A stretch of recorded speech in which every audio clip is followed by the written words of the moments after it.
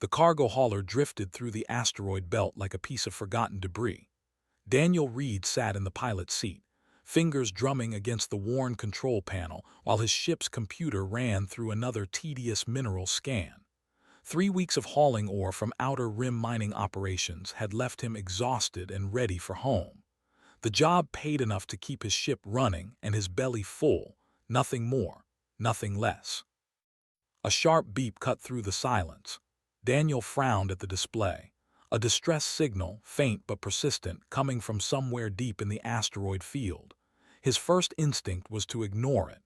Distress beacons in Imperial territory usually meant trouble, the kind that got independent haulers like him disappeared. But something made him change course, guiding his ship toward the source. The escape pod tumbled between two massive asteroids, its hull scarred and burning. Daniel maneuvered closer, magnetic grapples extending from his ship. The pod was small, barely large enough for one person. Imperial design, judging by the decorative plating still visible beneath the scorch marks. He pulled it into his cargo bay and sealed the airlock. When Daniel opened the pod, he found a child curled inside. Not a human child. A dragon, scales dull gray and torn in places, wings crumpled against a thin frame. The creature couldn't have been more than waist-high, trembling and covered in bruises. Dried blood crusted around several deep cuts. The child wore silk robes, once fine but now shredded and filthy. Daniel knelt slowly, keeping his movements gentle. The dragon child jerked away, pressing against the pod's interior wall. Small claws scraped against metal. Terror filled those golden eyes, the kind of fear that came from knowing pain intimately. "Hey there," Daniel said softly. "I'm not going to hurt you." The child made a sound between a whimper and a hiss. Daniel backed up, giving space. He grabbed a blanket from his emergency supplies and set it on the floor, then retreated to the cargo bay entrance. The dragon watched him, confusion mixing with fear. Hours passed. Daniel sat across the bay, occasionally speaking in calm tones about nothing important. He talked about the stars outside, about the mining colonies he'd visited, about anything that might help the child understand he meant no harm. Eventually, exhaustion won. The dragon child pulled the blanket close and fell into fitful sleep. Daniel carried the small body to his quarters, the only private space on the ship. He laid the child on his bunk and started treating the injuries with his basic medical kit. Burns, lacerations, signs of starvation. Whoever had done this deserved a long walk out an airlock. The dragon stirred but didn't wake, too exhausted to fight anymore. By the time the child opened their eyes again, Daniel had prepared a meal. Simple rations, protein bars and reconstituted vegetables, nothing fancy. He offered a portion. The dragon stared at the food like it might be poisoned, then suddenly lunged forward and devoured everything in seconds. Daniel refilled the plate twice more before the child finally slowed down. "What's your name?" Daniel asked. The dragon looked at him with those haunted eyes.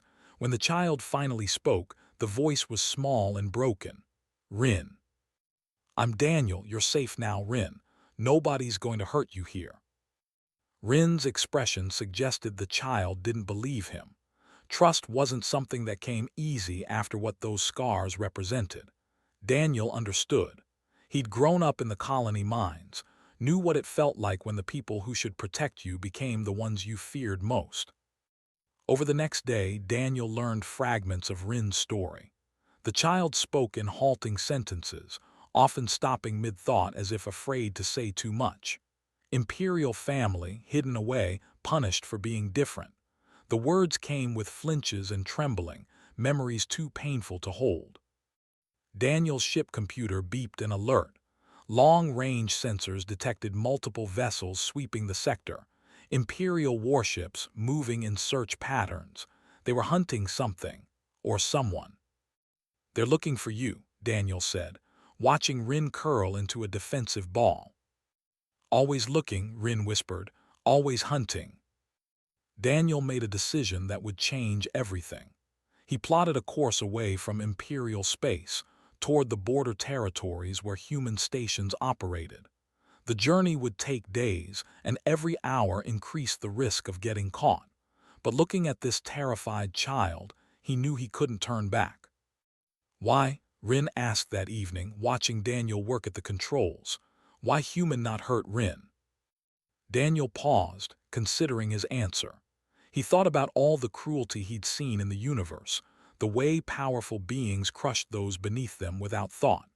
Then he thought about the colony workers who'd raised him when his parents died, people who had nothing but still shared everything. "Because hurting kids is wrong," he said simply. "Doesn't matter what species they are. You're just a child. You deserve kindness." Rin stared at him like he'd spoken a foreign language. Maybe in the imperial court, kindness was foreign. The child moved closer, hesitant, then sat near Daniel's feet. Not touching, not yet trusting enough for that, but closer than before. The ship's proximity alarm screamed.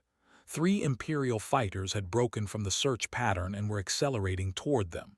They'd been spotted. Daniel's hands flew across the controls, pushing his hauler's engines beyond safe limits. The old ship groaned in protest but responded, diving toward a nearby nebula. Weapons fire streaked past, missing by meters. Daniel jinked left, then rolled right, using every trick he'd learned running cargo through pirate territory. The fighters were faster, better armed, but his ship was smaller and he knew how to hide. They plunged into the nebula's edge, sensors immediately going haywire. The Imperial ships hesitated, unwilling to follow into the radiation-soaked clouds. Daniel didn't slow down, pushing deeper into the swirling gas. His ship could handle the interference better than military vessels designed for open space combat. When they finally stopped, hidden in the nebula's heart, Rin was crying silently.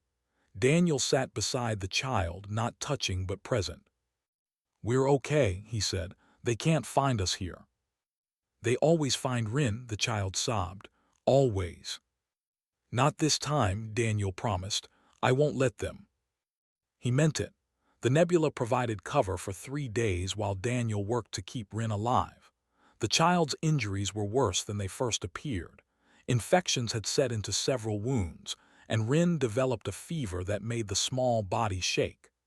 Daniel had basic medical training from his colony days, enough to treat minor injuries and common illnesses, but this pushed his limits. He crushed antibiotics into Rin's food and kept cold compresses on the child's forehead. Between fever dreams, Rin would wake and stare at him with confusion, as if kindness remained an impossible concept. Daniel talked while he worked, filling the silence with stories about Earth and the colonies, about places where children played without fear.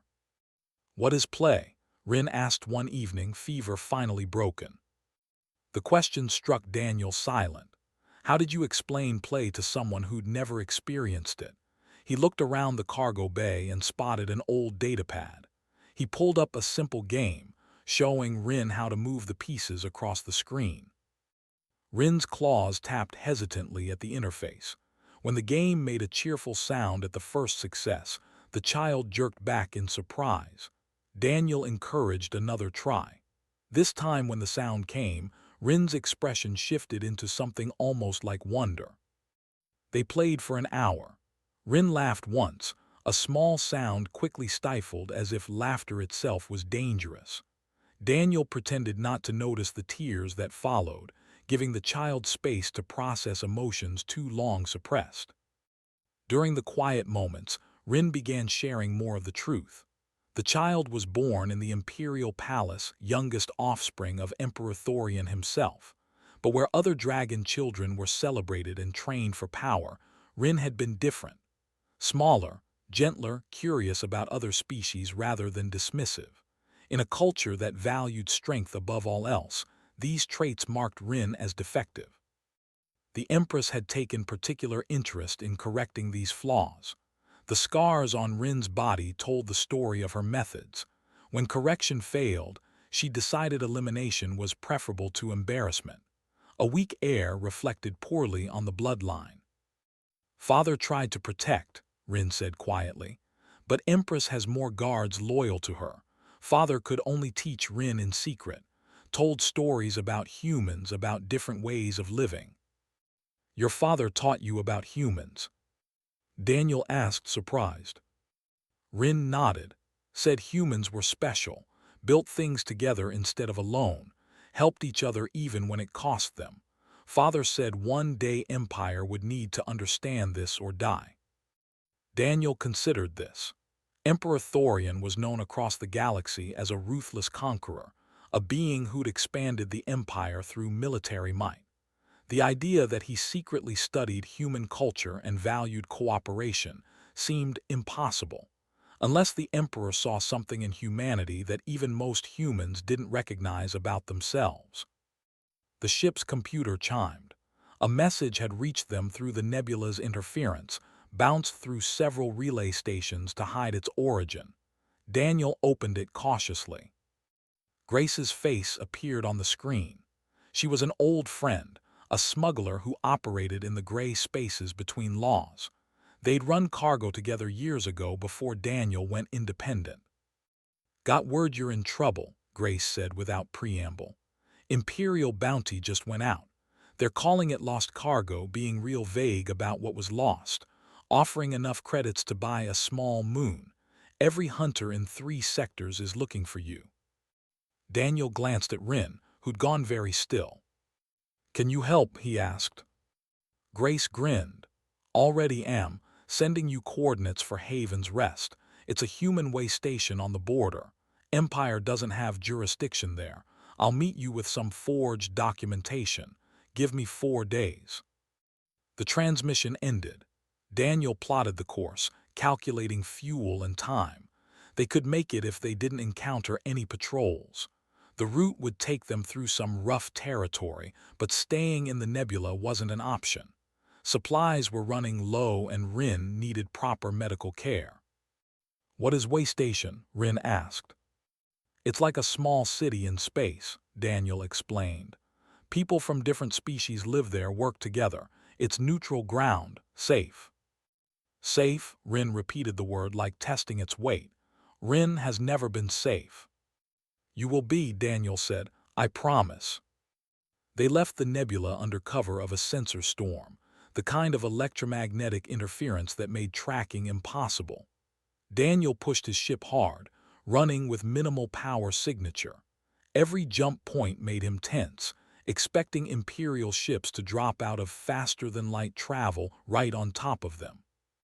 Rin spent most of the journey in the cargo bay, practicing the games Daniel showed and asking endless questions. The child wanted to know everything about humans, why they formed families not based on strength, how they decided who led them, why they made art and music when such things had no survival value. Daniel answered as best he could, often struggling to explain concepts he'd always taken for granted. He realized how different human culture truly was. They didn't just tolerate weakness, they actively protected it. They didn't just accept differences, they celebrated them. Cooperation wasn't a temporary alliance but a fundamental way of life. "In Empire, weak things die," Rin said. "Strong survive, simple." "But who decides what's weak and what's strong?" Daniel asked. "Is someone weak because they're small, because they're kind?" Humans learned that the strongest societies protect everyone, not just the powerful. Rin absorbed this, golden eyes thoughtful. On the 3rd day they picked up a tail, a single ship fast and well-armed matching their course. Daniel tried to lose it but the pursuer stayed locked on. Not Imperial military, the design was wrong. A bounty hunter maybe, or a mercenary. The hunter sent a transmission. "Surrender the cargo and I'll let you live." Daniel didn't respond. Instead, he dove toward a nearby asteroid field, weaving between rocks with practiced ease.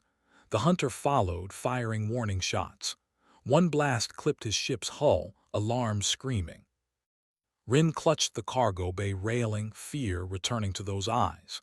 Daniel gritted his teeth and executed a maneuver that would either save them or tear his ship apart. He cut the engines completely, letting momentum carry them behind a massive asteroid. then reignited at full burn in the opposite direction.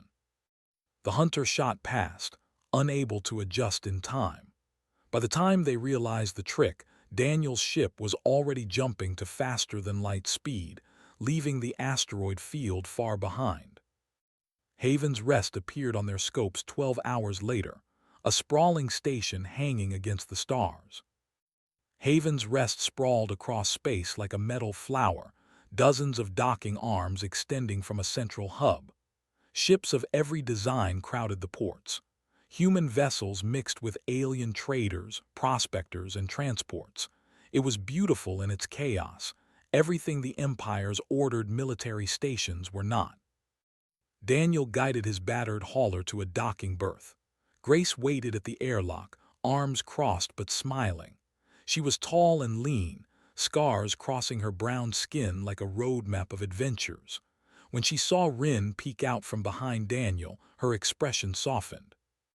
"Well," she said, "now I understand why half the galaxy wants you dead." Rin pressed closer to Daniel, and he felt the child's claws grip his jacket. Grace noticed and kept her distance, letting the dragon adjust to her presence. "Got your papers ready," Grace said, handing over a datapad. "Rin is now officially Rin Reed, Daniel's adopted kid.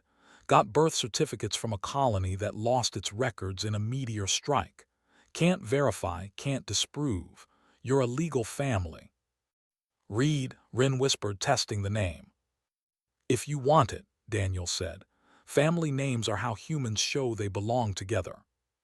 The child nodded slowly. "Rin Reed, yes." Grace led them through the station. Rin stared at everything with wide eyes. Humans walked alongside blue-skinned Kelari and the insectoid Chittick. A group of children played in an open area, their laughter echoing through the corridors. 3 different species, chasing each other in some game that needed no common language. "They are not fighting," Rin observed. "Why would they fight?" Grace asked. "Different species. In Empire, different means enemy or servant, nothing else." Grace exchanged a look with Daniel. "Well, kid, welcome to how the rest of the galaxy tries to live."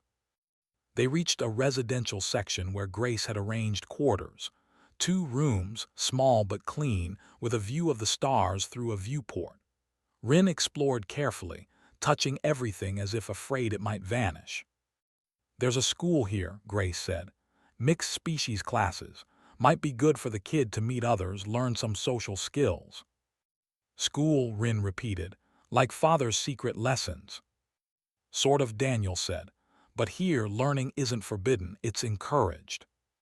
Over the next week, Daniel enrolled Rin in the station's education program under the false identity.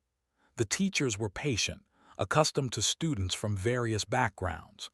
Rin struggled at first, unused to sitting with peers, unused to questions being welcomed rather than punished. But slowly, the child began to change. Rin made a friend, a human girl named Amy who didn't care that Rin was a dragon. They drew pictures together and shared snacks. Rin learned to laugh without flinching afterward, learned that curiosity was celebrated here. Daniel found work on the station, helping with cargo transfers and ship repairs. The pay was decent and let him stay close to Rin. Grace came and went, running her smuggling operations but always checking in. She'd become something like an aunt to Rin, teaching the child the kind of street wisdom that kept people alive in rough places. Life almost felt normal. Then Commander Slate arrived. He entered the station with 2 guards, all 3 wearing the dark armor of the Emperor's personal forces. Word spread quickly. Daniel heard about it from Grace, who'd spotted them at the main docking bay. "They're not acting hostile," Grace reported. "Just asking questions, watching. The commander requested permission to observe the school." "Why would they want to watch the school?" Daniel asked, already knowing the answer. That afternoon, he saw Commander Slate standing outside Rin's classroom. The dragon commander was massive, scales polished black, wearing authority like a second skin. He watched through the transparent wall as Rin worked with other students on a group project. Daniel approached, heart-pounding but refusing to show fear. "Can I help you?" Slate's eyes, silver and ancient, studied him. "You are the human, the one who took the child." "I saved a child who needed help," Daniel corrected. "That's all." "The Empress wants Rin dead. Many in the Empire would pay fortunes for that child's location, yet you protect without thought of reward." Slate's tone suggested he was trying to solve a puzzle. "Why?" "Because it's the right thing to do." "Right," Slate repeated the word. "Empire has laws, traditions." "Order, where does right fit in that?" "Maybe that's the problem," Daniel said. They stood in silence, watching Rin laugh at something Amy said. The dragon child looked so different from the terrified creature Daniel had found in that escape pod. Healthy scales, bright eyes, joy instead of fear. "Emperor Thorian sent me," Slate finally said. "Not to retrieve, to observe. He wants to know if his experiment works." "Experiment?" Slate nodded. "Thorian has seen the Empire's future. Stagnation, decline, eventual collapse. He studied other civilizations, searching for what we lack. He found it in humanity. Your ability to cooperate, to form bonds beyond blood and strength. So he created Rin, engineered the child to be receptive to these traits. He educated Rin in secret about human ways." Daniel felt cold. He deliberately made Rin vulnerable so the child would need humans.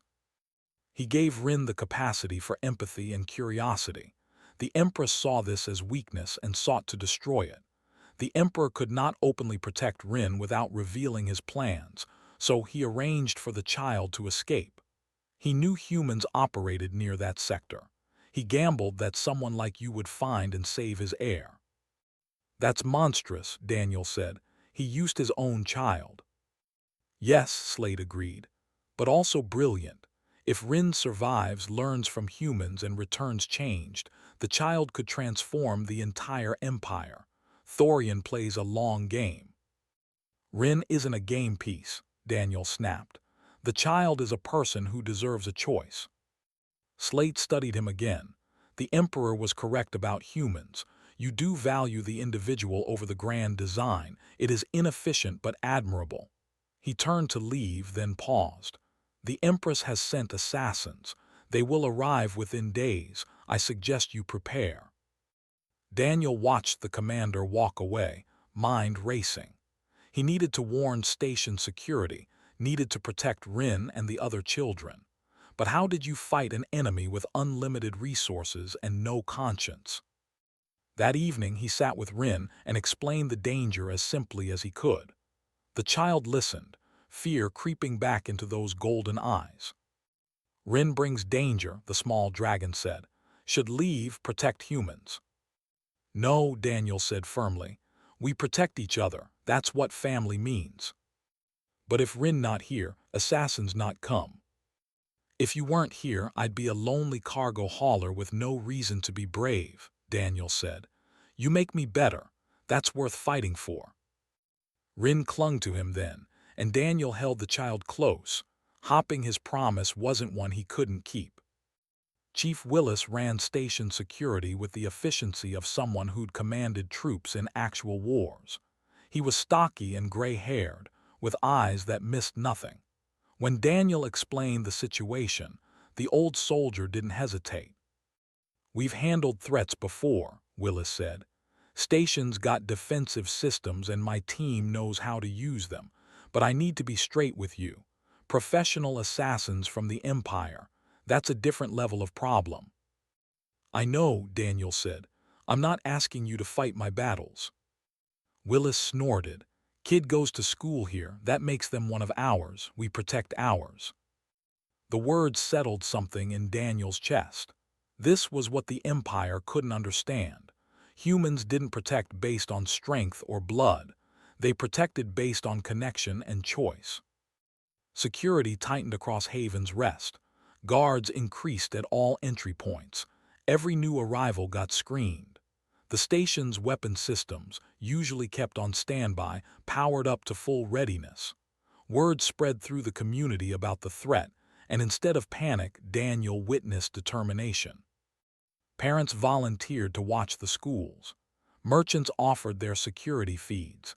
Even the Chittick traders, who normally avoided conflict, provided intelligence about suspicious vessels approaching the station. 3 days later, the assassins made their move. They came during school hours disguised as maintenance workers. 4 of them, professional killers wearing human faces provided by advanced surgery. They'd studied the station's layout and chosen their moment perfectly. Or so they thought. Willis's team spotted them immediately. Decades of military experience recognized the way they moved, the way their eyes tracked exits and targets. Security shadowed them through the corridors, waiting to see their objective. The assassins reached the school and split up. 2 headed for the main classroom where Rin studied. 2 created a distraction by triggering a minor explosion in a storage area. Alarms shrieked. Children screamed. But the teachers didn't panic. They executed emergency procedures, gathering students and moving them toward secured rooms. Amy's mother, who taught the class, pushed all 15 children behind her as the assassins breached the door. "Get away from them," she said, voice steady despite the weapons pointed at her. Other parents arrived within seconds. They'd been stationed nearby, prepared for exactly this scenario. They formed a wall between the killers and the children, unarmed but unmovable. "We only want the dragon," one assassin said. "You'll have to go through us," Amy's father replied. The assassins had trained for combat and resistance. They hadn't trained for people willingly dying to protect a child that wasn't even their species. The hesitation cost them. Willis's security team breached from behind, weapons firing stun rounds. The fight lasted 30 seconds. Daniel arrived to find Rin surrounded by human parents and teachers, all of them checking the children for injuries. Amy held Rin's hand, and neither child seemed willing to let go. "Why?" Rin asked, looking at the adults who'd risked everything. "Why protect Rin?" Amy's mother knelt down to the dragon child's level. "Because you're one of our kids now.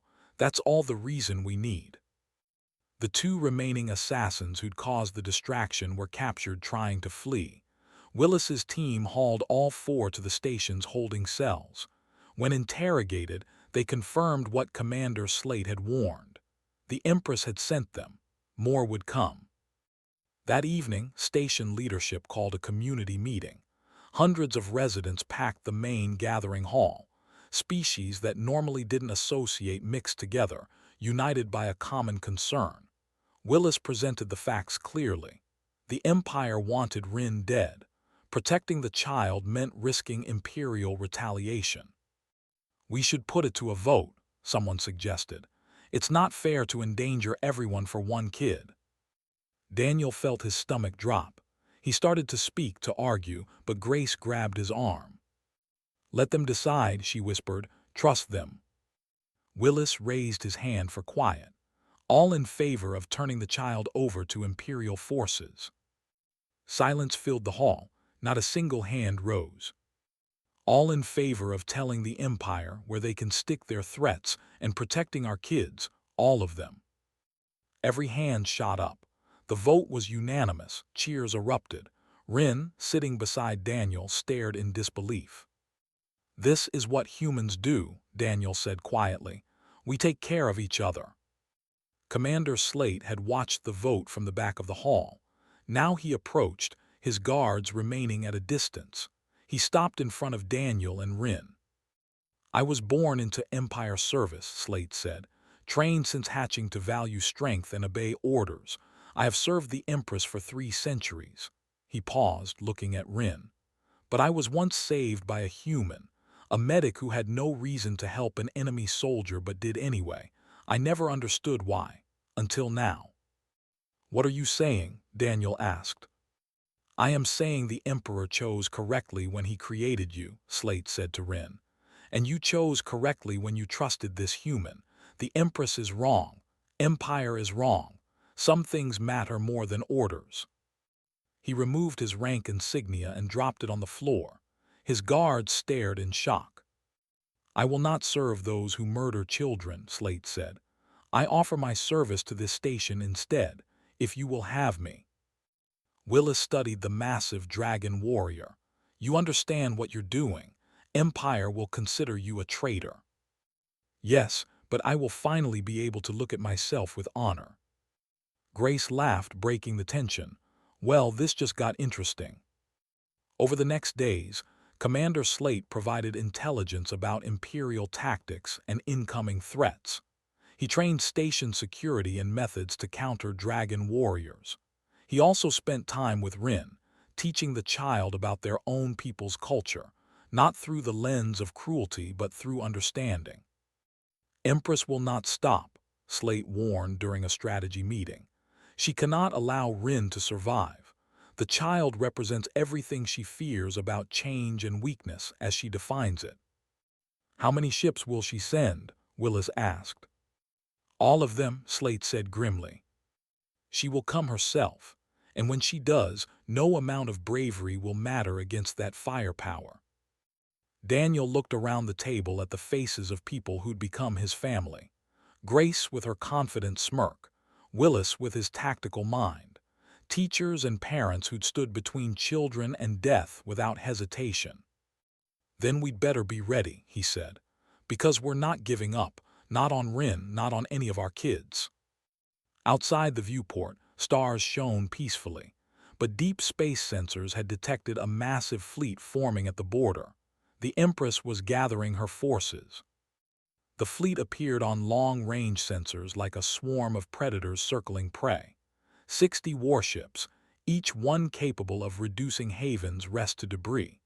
At the formation center hung the Empress's personal flagship, a massive vessel that dwarfed everything else. Willis studied the tactical display with a grim expression. We've got defensive weapons, but nothing designed for this scale of attack.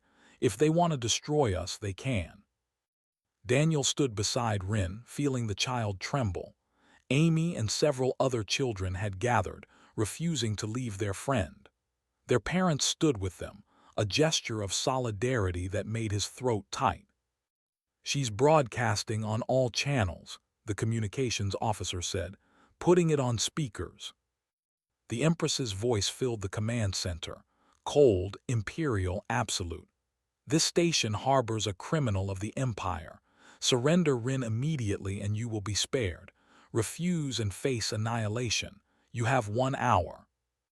Grace pulled up data on her personal pad. I've been calling in favors.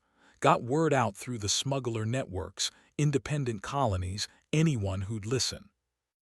And Daniel asked. Ships are coming, she said with a slight smile. Not military vessels, just traders and haulers like us. People who remember times when humans helped them out. They're coming to return the favor. Over the next 40 minutes, vessels began arriving. A Kelari transport carrying medical supplies. 3 human cargo ships that diverted from their routes. A massive freighter operated by the Chittick. None of them carried serious weapons, but they positioned themselves around Haven's Rest, forming a living shield. 37 ships total, Willis reported. Against 60 warships, it means nothing tactically, but damn if it isn't the most beautiful thing I've seen. Each ship broadcast a message. Stories about times humans had helped them, saved them, treated them with fairness when others hadn't. They announced they were staying, regardless of the cost.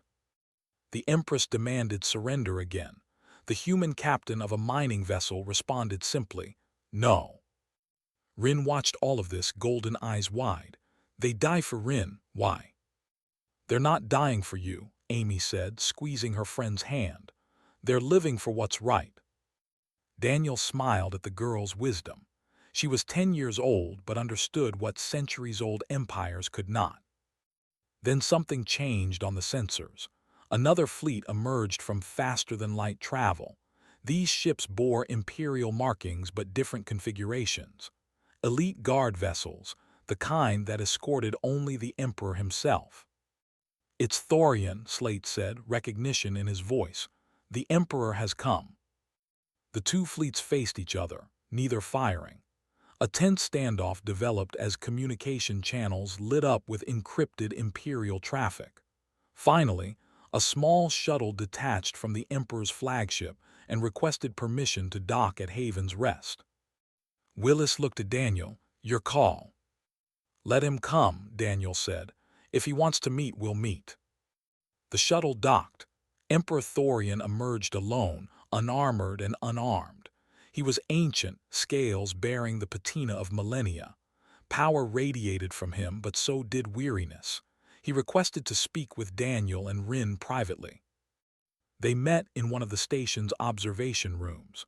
Thorian studied his child for a long moment, and something like grief crossed his face.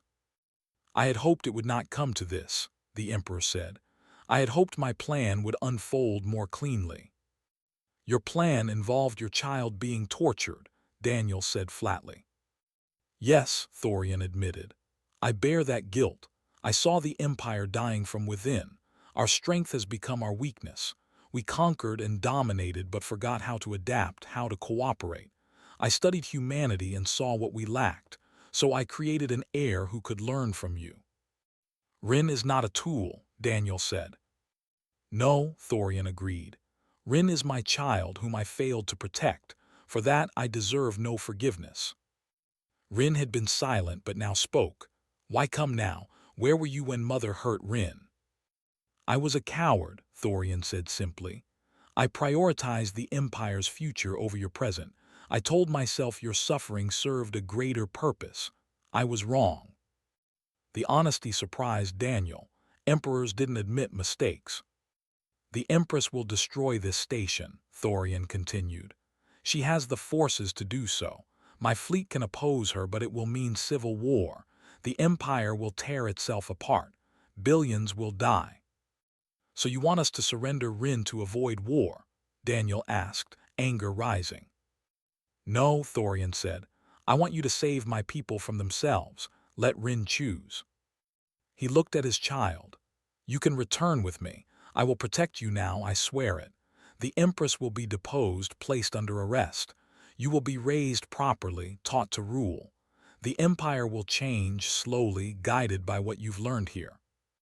"And if Rin refuses?" Daniel asked. "Then I honor that choice, and the Empire falls into war. Either way, the old order ends today." Rin looked at Daniel, then at the viewport where both fleets waited. The dragon child was quiet for a long time. "Rin wants to stay with Daniel," the child finally said. "But people will die if Rin stays. Innocent people." "Listen to me," Daniel said, kneeling to Rin's level.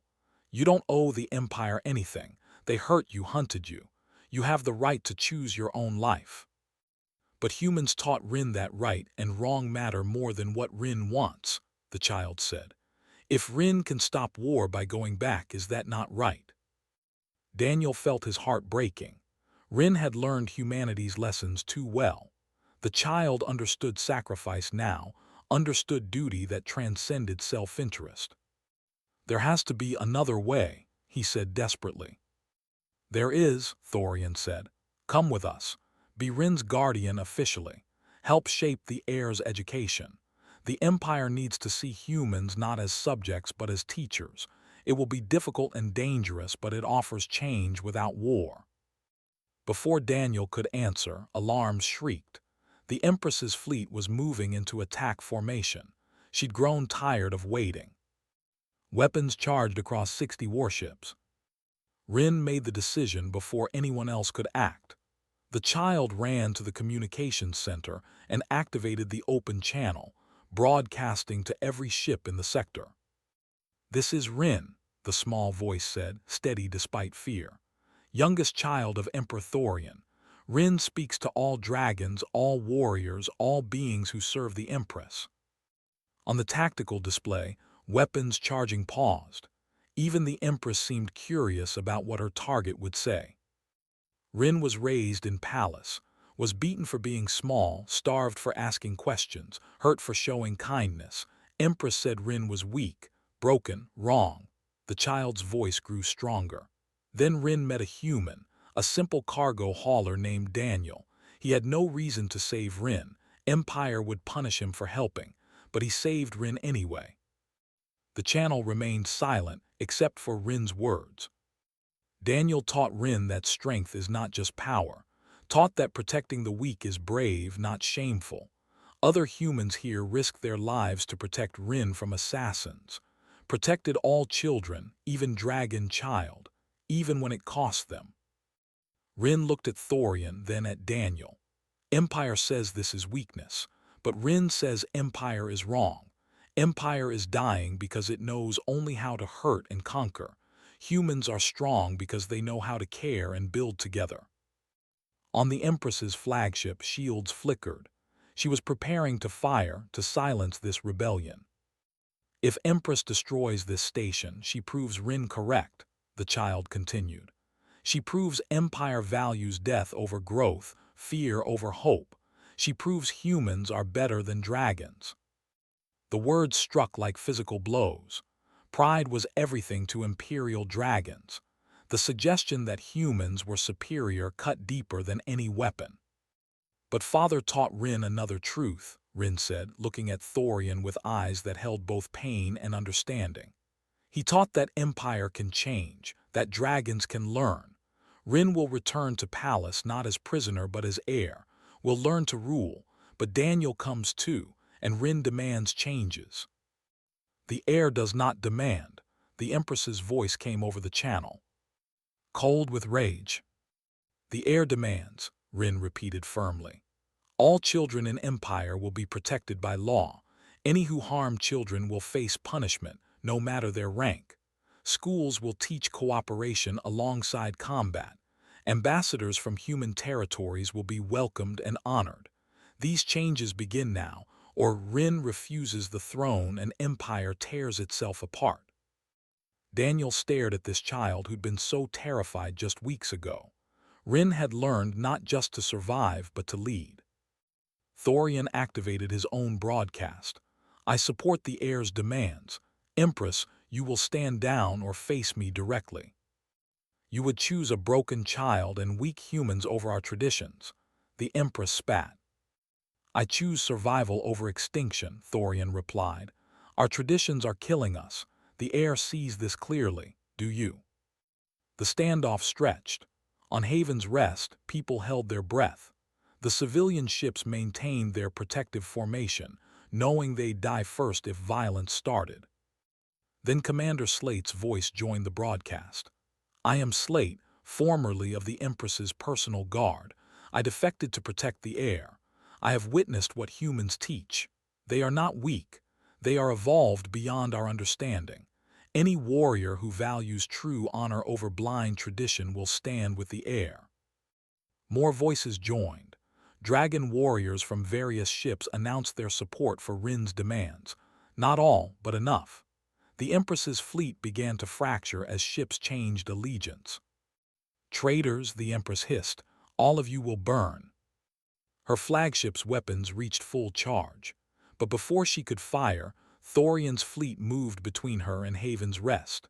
Her own son had become her enemy, and the Empire watched.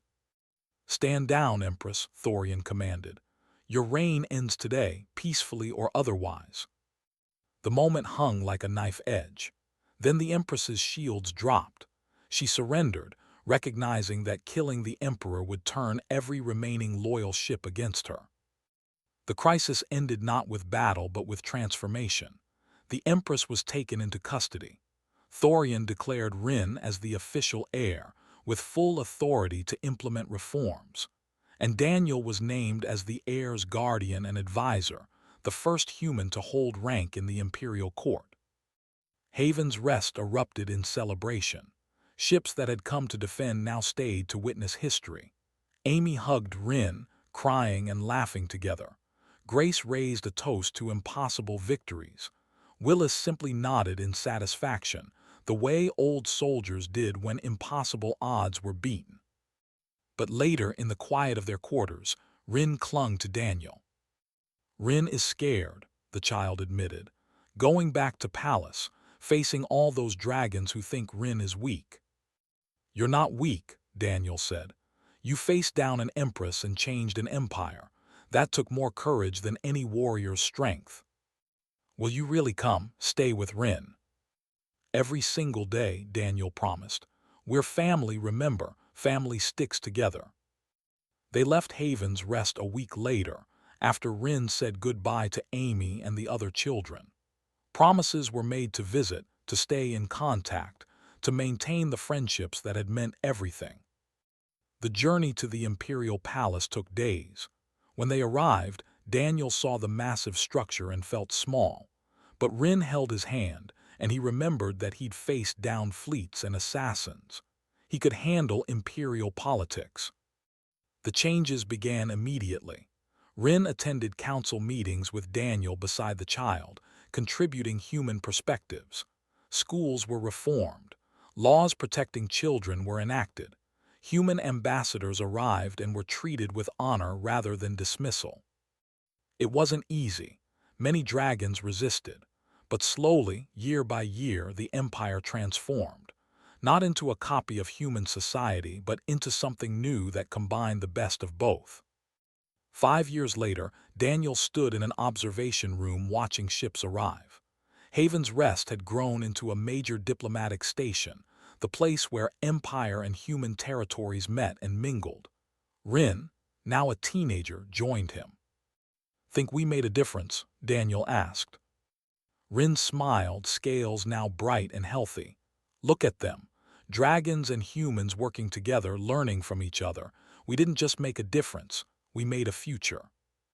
Daniel pulled the young dragon into a hug. The terrified child he'd found in an escape pod had become a leader who bridged worlds, and he'd been privileged to witness every moment. "Yeah," he said, "we made a pretty good future." Outside, the stars shone on an empire learning, finally, that strength and compassion were not opposites but partners.